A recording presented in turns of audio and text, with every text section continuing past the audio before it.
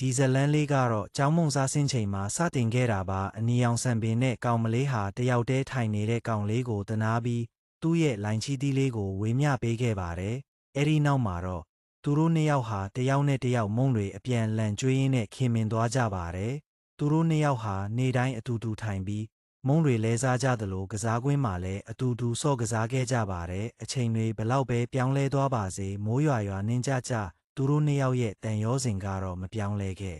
ပါဘူးဒါပေမဲ့တနေ့မှာတော့ကောင်မလေးကတခြားမြို့ကိုပြောင်းသွားခဲ့ရပါတယ်ကောင်လေးဟာကောင်မလေးမရှိတော့တဲ့နောက်မှာအရန်ကိုဝမ်းနည်းနေခဲ့ပါတယ်ခရစ်စမတ်ညမှာကောင်လေးဟာသူတို့ရဲ့အမတ်တရလွယ်အိတ်လေးကိုတစ်ပင်အောက်မှာထားခဲ့ပြီးဆူတောင်းခဲ့ပါတယ်နောက်တနေ့မနက်မှာတော့အန်သားစရာကောင်းလောက်အောင်ပဲကောင်မလေးစီကိုအဲ့ဒီလက်ဆောင်လေးရောက်ရှိသွားခဲ့ပါတယ်ဒါဟာသူတို့နှစ်ယောက်ပြန်ဆောင်ဖို့ကံပါလာတာပဲဖြစ်ပါတယ်တကယ့်ကိုကြည်နူးစရာကောင်းတဲ့ဇလန်းလေးပါပဲနောက်တစ်ချိန်မှာသူတို့နှစ်ယောက်ပြန်ဆောင်ကြဦးမှာ